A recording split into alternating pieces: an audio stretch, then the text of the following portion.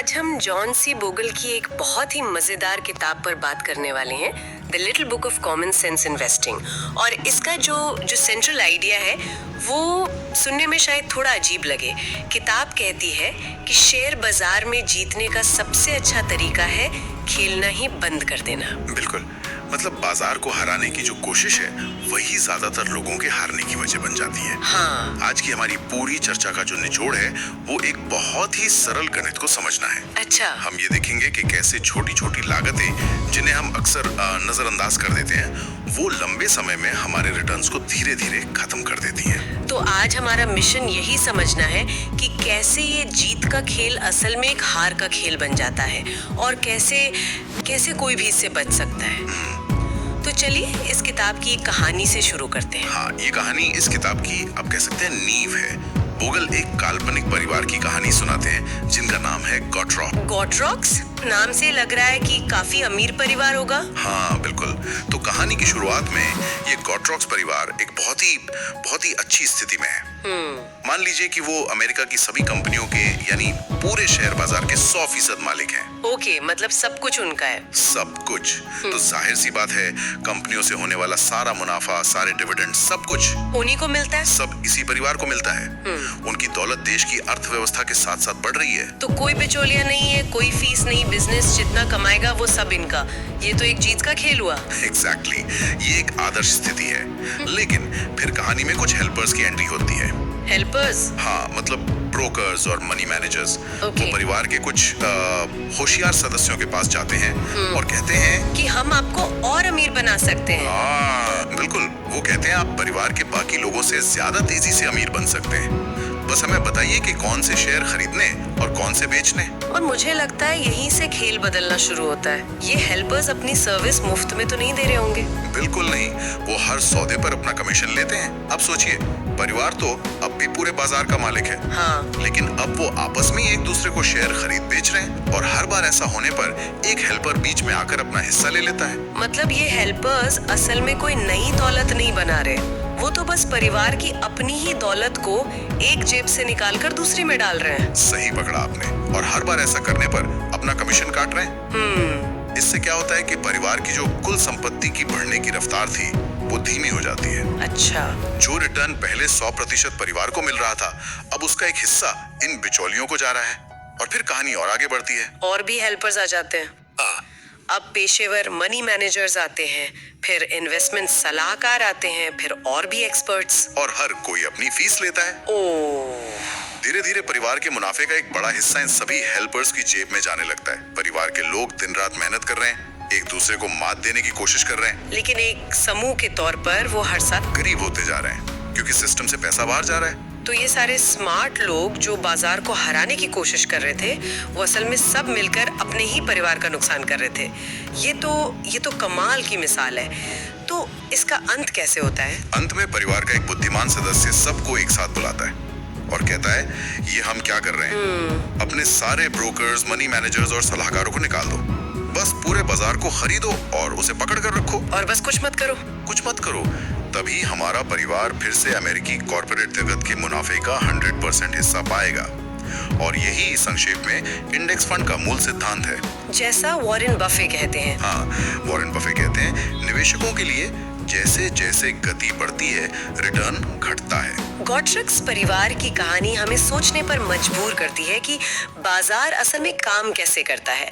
और किताब इस बारे में एक बहुत दिलचस्प फ्रेमवर्क देती है जो असलियत और अटकलों के बीच का फर्क बताता है। हाँ, बोगल कहते हैं कि शेयर बाजार से मिलने वाले रिटर्न के दो ही स्रोत हो सकते हैं। पहला, जो असली है उसे वो कहते हैं निवेश रिटर्न मतलब कंपनियों की असली परफॉर्मेंस। बिल्कुल, मतलब बिजनेस असल में कितना कमा रहा है और वो अपनी कमाई का कितना हिस्सा डिविडेंड के रूप में निवेशकों को वापस दे रहा है। ये तो एकदम सीधा साधा हिसाब है। हाँ, ये कंपनियों की बैलेंस शीट और उनके मुनाफे पर आधारित है। पिछले 100 से भी ज्यादा सालों का डेटा देखें तो ये रिटर्न लगभग 9.5% सालाना रहा है। ये असलियत है। ठीक है, ये तो समझ में आया, लेकिन हम रोज जो बाजार के उतार चढ़ाव सुनते हैं कि आज बाजार ऊपर गया, कल नीचे, वो सब क्या है? वो इस 9.5% में कहाँ फिट होता है? बहुत अच्छा सवाल है, और वही रिटर्न का दूसरा स्रोत है जिसे बोगल सट्टा प्रतिफल या स्पेक्यूलेटिव रिटर्न कहते हैं। सट्टा प्रतिफल? हाँ, इसका कंपनियों की असली कमाई से कोई लेना देना नहीं है। ये सिर्फ इस बात पर निर्भर करता है कि बाजार की भावनाएं कैसी हैं। अच्छा, मतलब लोग क्या सोच रहे हैं? हाँ, मतलब निवेशक किसी कंपनी की हर $1 की कमाई के लिए कितना ज्यादा या कम पैसा देने को तैयार हैं, जिसे हम पीई रेशियो कहते हैं। एग्जैक्टली। और ये पी रेशियो पूरी तरह से इंसानी भावनाओं पर चलता है, लालच और डर। जब सब आशावादी होते हैं तो पी रेशियो बढ़ जाता है, और सट्टा प्रतिफल पॉजिटिव होता है। हाँ, और जब डर का माहौल होता है तो पी रेशियो गिरता है और सट्टा प्रतिफल नेगेटिव हो जाता है। तो अब आता है इस किताब का सबसे चौंकाने वाला आंकड़ा। बोगल ने 1900 से 2005 तक का डेटा देखा। इस दौरान शेयर बाजार का बुध वार्षिक रिटर्न था 9.6%। हाँ, और अब इसे तोड़ते हैं। इस 9.6% में से 9.5% आया निवेश रिटर्न से। क्या? हाँ, यानी कंपनियों की असली कमाई और डिविडेंड से। एक मिनट, मतलब 100 साल से ज्यादा के डेटा में 99% से ज्यादा रिटर्न बिजनेस की असली कमाई से आया। हाँ। तो फिर सट्टा प्रतिफल से कितना आया? सिर्फ 0.1%। ये तो अविश्वसनीय है। मतलब जो हम दिन रात स्टॉक मार्केट की खबरों में देखते हैं, एक्सपर्ट्स की बहस, चार्ट्स, वो सब शोर शराबा, लंबे समय में रिटर्न का सिर्फ 0.1% है। यही इस किताब का सबसे शक्तिशाली सबक है। शॉर्ट टर्म में बाजार की भावनाएं हावी हो सकती हैं, लेकिन लॉन्ग टर्म में सिर्फ एक ही चीज मायने रखती है, बिजनेस की असली परफॉर्मेंस। बिल्कुल। जैसा महान निवेशक बेंजामिन ग्राहम ने कहा था, अल्पकाल में बाजार एक वोटिंग मशीन है जो लोकप्रियता पर चलता है, लेकिन दीर्घ काल में ये एक वजन करने वाली मशीन है। हाँ, जो असलियत का वजन करती है। ठीक है, तो अगर असली रिटर्न बिजनेस से आ रहा है और वो भी इतना अच्छा 9.5%, तो फिर एक आम निवेशक को वो पूरा रिटर्न मिल रहा क्यों नहीं? गॉट्रॉक्स परिवार की तरह क्या कहीं बीच में पैसा लीक हो रहा है? बिल्कुल, और वो लीक है लागत, कॉस्ट्स। इसे ऐसे समझिए, बाजार में जितने भी निवेशक हैं, उन सब का कुल रिटर्न बाजार के रिटर्न के बराबर ही होगा, है ना? हाँ, बिल्कुल। लागत से पहले ये एक जीरो सम गेम है। अगर मैं बाजार से 1% ज्यादा कमाता हूँ, तो इसका मतलब है कि किसी और ने बाजार से 1% कम कमाया होगा। सही बात है। हम सब मिलकर बाजार को नहीं हरा सकते, क्योंकि हम सब मिलकर ही तो बाजार हैं। एग्जैक्टली। लेकिन अब इसमें लागत को जोड़ते हैं, management fees, brokerage commission, tax और दूसरे खर्चे। जैसे ही आप ये लागत जोड़ते हैं, वो जीरो सम गेम एक हार का खेल बन जाता है। अब लागत चुकाने के बाद सभी निवेशकों का समूह निश्चित रूप से बाजार से कम कमाएगा। और वो कितना कम कमाएगा? ठीक उतना जितनी उन्होंने लागत चुकाई है। ये तो गणित का एक अकाट्य नियम है। बिल्कुल। किताब में इसका एक उदाहरण है जो सच में आंखें खोल देता है। मान लीजिए एक निवेशक 50 साल के लिए $10,000 का निवेश करता है और बाजार 8% का सालाना रिटर्न देता है। ठीक है। अगर वो निवेशक किसी तरह सीधे बाजार में निवेश कर पाता बिना किसी लागत के, तो 50 साल बाद उसके $10,000 बढ़कर हो जाएंगे $4,69,000। $4,69,000। ये तो चक्रवृद्धि की ताकत है। हाँ? लेकिन असल दुनिया में ऐसा नहीं होता। ज्यादातर लोग म्यूचुअल फंड के जरिए निवेश करते हैं। और किताब के मुताबिक एक औसत म्यूचुअल फंड की कुल लागत लगभग 2.5% सालाना होती है। सही। तो अब निवेशक को 8% का रिटर्न नहीं मिलेगा, उसे मिलेगा 8% माइनस 2.5%, यानी सिर्फ 5.5% का नेट रिटर्न। अच्छा। अब अगर हम 5.5% की दर से हिसाब लगाएं, तो 50 साल बाद उसके $10,000 कितने बनेंगे? काफी कम बनेंगे ऐसा लग रहा है। वो बनेंगे सिर्फ $1,42,400। क्या? एक मिनट, एक तरफ करीब $2.25 लाख और दूसरी तरफ सिर्फ 1.5 लाख से भी कम। मतलब $3,23,000 से ज्यादा का फर्क। हाँ। निवेशक की मेहनत की कमाई का 70% से ज्यादा हिस्सा सिर्फ फीस और कमीशन में चला गया। यही है, बोगल ने इसे चक्रवृद्धि लागत का अत्याचार कहा है, और ये शब्द बिल्कुल सही बैठता है। ये तो सच में अत्याचारी है। तो अब सवाल ये है कि इस अत्याचार से बचा कैसे जाए? इसका समाधान क्या है? बोगल एक सिद्धांत का हवाला देते हैं, ओकिम का रेजर। ओकिम का रेजर?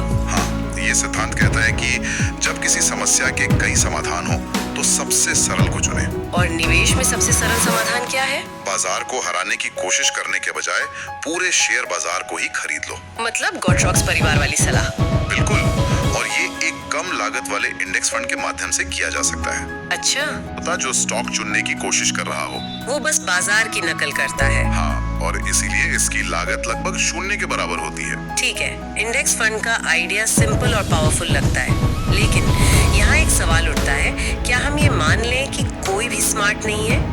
कुछ तो फंड मैनेजर्स होंगे जो जीनियस हैं, जो लगातार बाजार को बीट करते हैं। लोग तो उन्हीं को ढूंढने के लिए पैसा देते हैं। यह एक बहुत ही स्वाभाविक सवाल है और किताब इसी भ्रम को तोड़ने के लिए कुछ बहुत ही ठोस आंकड़े पेश करती है। एक स्टडी का जिक्र है जिसमें 1970 में मौजूद 355 इक्विटी फंड्स को ट्रैक किया गया। 355 फंड्स, ठीक है। 35 साल बाद 2005 में उन 355 में से क्या हुआ?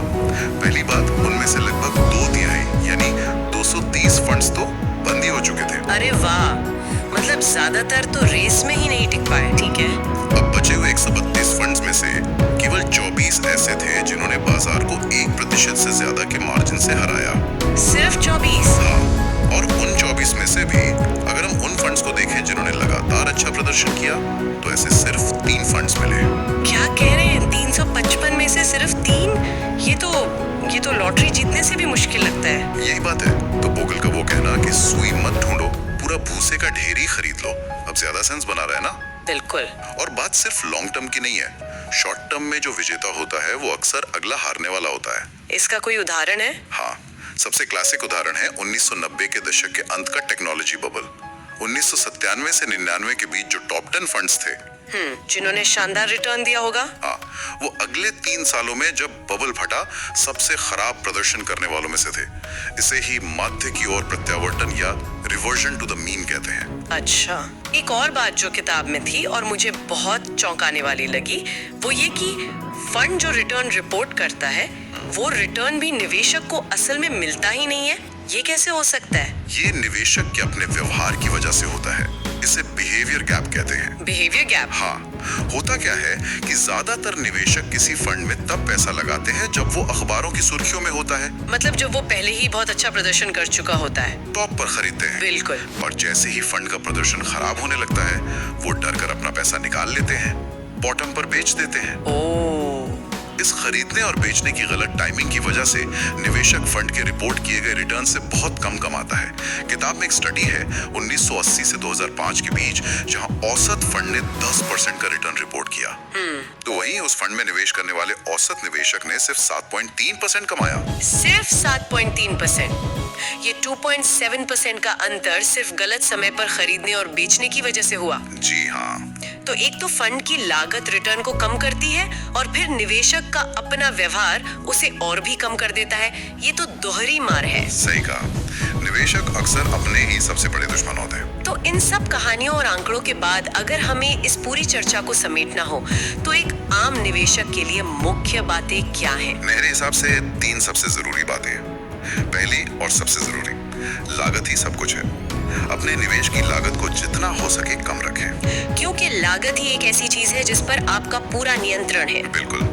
दूसरा, डाइवर्सिफिकेशन, अपने निवेश को फैलाएं। और पूरे बाजार को खरीदने से बेहतर डाइवर्सिफिकेशन क्या हो सकता है? सही कहा, जो एक कम लागत वाला इंडेक्स फंड आसानी से कर देता है। आपको किसी एक स्टॉक या सेक्टर पर दांव लगाने की जरूरत नहीं है, आप पूरे भूसे के ढेर के मालिक बन जाते हैं। और तीसरा सबसे मुश्किल है अनुशासन। एक बार जो आपने एक अच्छी सरल रणनीति चुन ली है तो उस पर टिके रहें। बाजार के शोर शराबे और अपनी भावनाओं को अपने फैसलों पर हावी न होने दें। बिल्कुल, सफल निवेश का रहस्य जटिल रणनीतियों में नहीं बल्कि सादगी और कॉमन सेंस को लगातार फॉलो करने में है। अंत में हम श्रोताओं के लिए एक विचार छोड़ना चाहेंगे। बोगल का पूरा तर्क अकाट्य गणित पर आधारित है। ये कोई राय नहीं है, ये अंक गणित है। तो सवाल ये उठता है कि अगर ये सब इतनी सिंपल मैथ है तो फिर ये इतना पॉपुलर क्यों नहीं है? क्यों हमें हर तरफ से अगला मल्टी बैगर ढूंढने की सलाह मिलती है? शायद इसका जवाब वित्तीय उद्योग के बिजनेस मॉडल में छिपा है। सादगी से पैसा कमाना मुश्किल है। कॉम्प्लेक्सिटी यानी जटिलता बेची जाती है। और शायद जवाब हमारी अपनी साइकोलॉजी में भी है। हमें हमेशा कुछ करते रहने का मन करता है, जबकि बोगल की पूरी फिलॉसफी का सार है वहाँ बस कुछ करो मत, बैठे रहो। हाँ बिल्कुल। एक बेहतरीन विचार। हो सकता है कि निवेश में सबसे अच्छा काम कोई काम ना करना ही हो।